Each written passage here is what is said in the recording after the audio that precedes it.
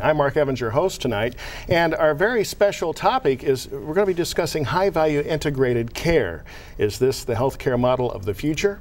And we have some very special guests, and we have an unusual show this evening. Not only do we have one or two, but we have three guests on the panel. And doctors, it's nice to have you here. We have Dr. Doug Schwartzentruber, surgical oncologist and medical director at Goshen Center for Cancer Care, and Dr. Laura Morris, a breast surgeon at Goshen Center for Cancer Care, and then Dr. Marcia Prenguber, naturopathic physician and director of integrative care at the same facility. Doctors, again, thank you for coming tonight. Thank you. You're also joined by some physicians in our studio as a studio audience, so it makes that program, this particular program, that much more special.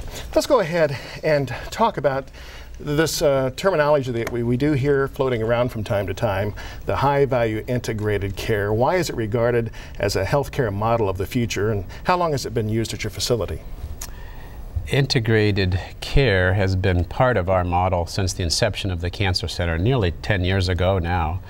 But there's two concepts here. We're talking about high value and we're talking about integrated care. The high value is a more recent and not so irrelevant concept in the face of talk of healthcare reform, for example, and how do we give our patients the most in an affordable way and give them what they want. That's the high value component that we'll discuss. Okay, very good. And how will patient care become more comprehensive for each individual patient, and are there advantages for home givers and family members as well? Mm-hmm. Sure, I'll take that. Go right ahead.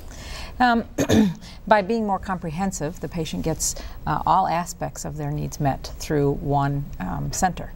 So we're looking not just at their physical issues, but also at their mental, spiritual, emotional concerns as well. And with family members participating in that care, we're able to educate them about the best ways to help the patient through the process. So it gives support to the whole group. Go ahead. Well, I was just going to say, I think it also acknowledges that it's not just a disease process. A person doesn't just have cancer. They have how it affects them emotionally as well as physically and spiritually, and also how it affects those around them. So it addresses their well-being and more than just addressing their cancer. All right, and could we have some examples of why this type of care is regarded as a high value? Maybe you can bring some examples to us. You know, I would say when you think of cancer in particular, it's a disease where we can only cure about 60% of patients. But we talk about healing everyone.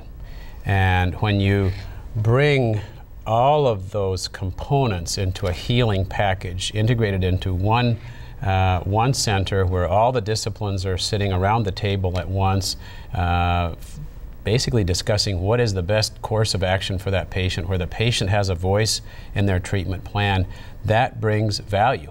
It makes sense that if you're under one roof that you don't have to go from office to office, 2 weeks to the next appointment, 2 weeks to the next appointment, in the end come back with a particularly disjointed management or care for that patient.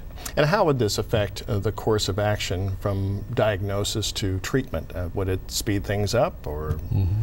Well, it certainly does speed things up, and as Doug said, and particularly from our standpoint from cancer, is that we do all sit down. So when we talk about the disciplines, it's the surgeon, the medical oncologist, the radiation doctor, the naturopathic doctor, a dietitian, a counselor, spiritual counselors.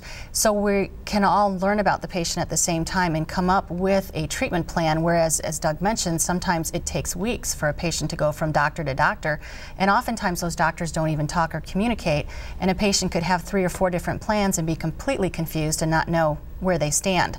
So it speeds up the diagnosis as well as the treatment plan. Okay, and the patients definitely would have more time to spend with the doctors and vice versa. Certainly, and there is a plan that everybody has pretty much agreed on and agree that that's the right plan for the patient, and the patient has input into it also. Well, in your situation there in Goshen, what various types of professionals do you need to house under that proverbial roof of the medical institution to make this type of care happen? Mm-hmm. We have a variety of medical specialists, for example, surgical oncologists and breast specialists that have additional training in addition to general surgical training, medical oncologists that of course are specially trained in cancer therapies, that also some of them have additional treatment in pain and palliative care, which is an important component of cancer care. We have radiation oncologists, so they deliver radiation to patients with cancer. We have specialties that are less well known, and in particular Marcia represents that, are naturopathic physicians that bring a critical and essential component to care. And that utilizes a variety of treatments that are derived in many cases from the Eastern world, but many treatments that are here in our own country that are natural, that bring a whole new dimension to the healing process that have been, I think, foreign when you think of our traditional medical schools that don't teach those kinds of disciplines, but they're totally integrated into the kind of care that we give. And there's a variety of other people that are really important, our counselors, our dietitians, our social workers, our financial advocates, and our urologic oncologist? We have, yes, our most recent addition is a urologic oncologist. So this is a urologist that is especially trained and focused in cancers of the urogenital system. And so everyone becomes very highly trained, yet because of that communication and interaction with all of the other specialists, I think fits in very, very well into a cohesive model. And you have other types of treatment that you incorporate as well. I noticed, I was looking at a brochure that you also offer nutrition aspects as well as acupuncture in some cases. Can you go ahead and talk about some of that? And I know that you're a naturopathic physician, and that would be your area of expertise. The registered dietitians are also specifically trained in oncology, and so that's who they work with solely, much like the oncologist, the medical oncologist, surgical oncologist, and radiation oncologist. That's what their focus is. So they know by working with patients with specific types of cancer or what their other issues are, because rarely do we see a patient who has only cancer as a physical diagnosis as well. The counselors are social workers who are also trained in oncology, and so they're working not only with the patients but also with the families, much like the rest of the team, because someone who walks through this process alone has a much greater challenge, and so we're trying to support the families going through that. We're developing programs for ways to work with children when their parents are diagnosed, for example. So it's a pretty broad spectrum. The naturopathic physicians all complete residencies in oncology, so that's what their focus is as well.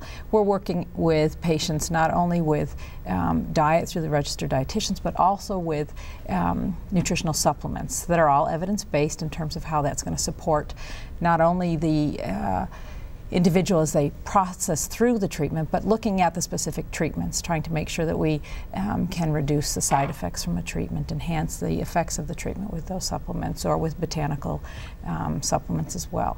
There are a variety of strategies and techniques that we use to try and help patients not only get through the treatment, then once beyond, to move forward back into a more normal life.